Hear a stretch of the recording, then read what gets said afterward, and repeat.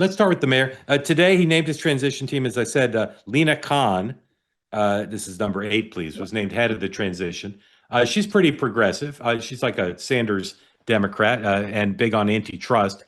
And here's the Journal headline: Mamdani taps antitrust crusader Lena Khan to help lead transition. Appointment is likely to do little to assuage business community rattled by Mayor-elect's progressive agenda. Last night, of course, Bill Ackman, who was sort of the billionaire poster billionaire for opposition to Mamdani, reached out to him on Twitter and said, "Let me know what I can do to help." Today on Good Morning America, Mamdani was relatively conciliatory, unlike in his speech last night.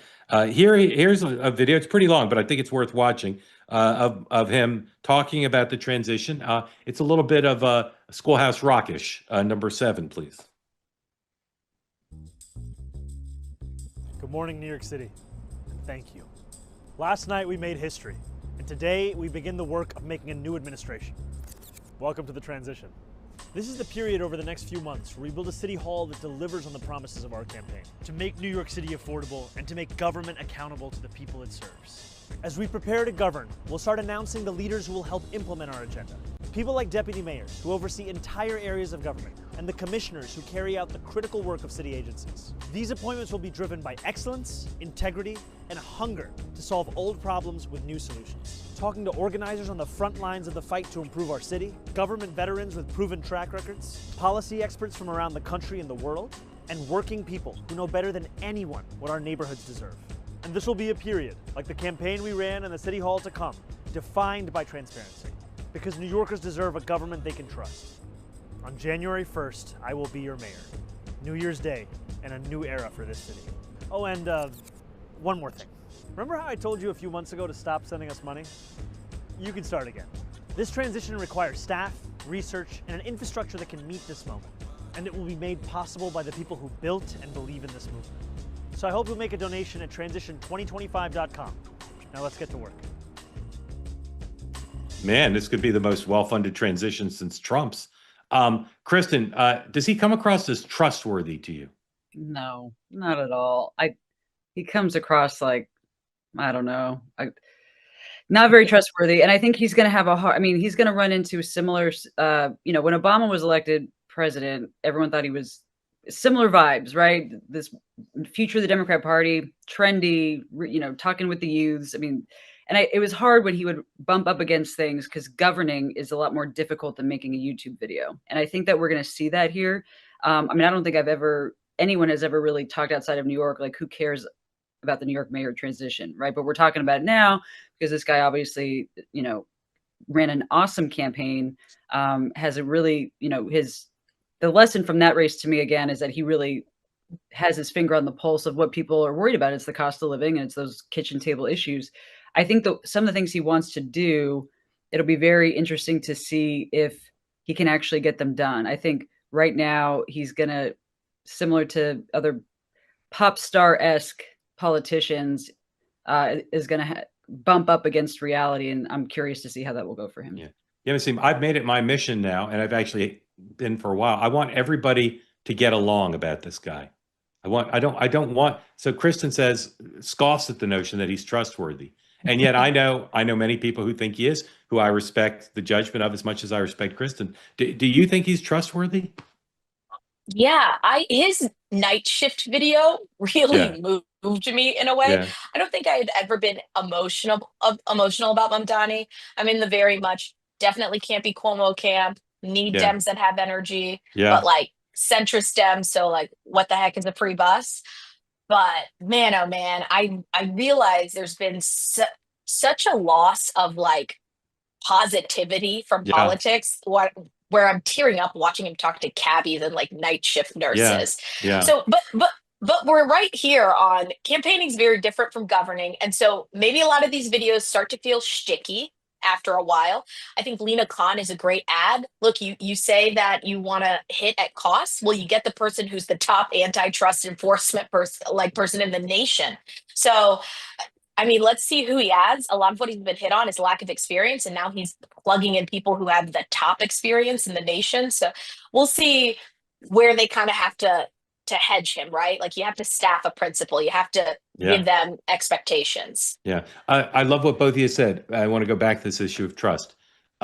Because I myself, part of why I'm so confused by all this is I go back and forth. Sometimes I think he's just extraordinary genuine. And sometimes he comes across to me as literally like an actor, like a Manchurian candidate, just completely like, the cameras go off and he's like, all right, what are we doing next? What is it about him that I contain multitudes? Like I feel both ways, but Kristen just every time she sees him, she's like, what a phony, what a complete fake. And again, I'm surrounded by people in Manhattan and in Brooklyn when I go to a hacky sack tournament who are like, this is the greatest. What is it about him? Because the only person I've been able to come up with in my career who's like this is Trump, where MAGA people say, this is it, this is everything, this guy's incredible. And then, of course, other people say this is the worst thing that's ever happened to America. What is it about this guy that inspires such extraordinary range amongst people of good faith, good judgment? Kristen, what is it about him that's causing all this dissonance? He hasn't really been tested yet. I mean, you go back, I watched a few of the tough interviews that he had, really couldn't handle it. And so you really see someone's true character when their feet is to the fire. And we haven't seen that. So that's a large part of why I don't trust him. I feel like he is living in this, hipster Brooklyn cafe where everything is happy and we're all friends and this is all fun and positive and like, that's awesome. But let's see how he acts when he can't get something done. Because so far what I've seen when someone questions him or pushes him, he doesn't have that genuine smile that we see in that video he puts out. Yeah. Let me see. What is it about him? Can you put your finger on it? I'm desperate to understand why he's inspiring such diverse views. I mean, he's a shot of adrenaline in a party, like on either side where we've just like had old men. I mean, I understand the inspiration side, but I'm saying is you can see Kristen is not some reflexive hater. She's not looking, but her reaction is the same as a lot of the Republican members of Congress I've talked to about him. They just think he's a phony. I know.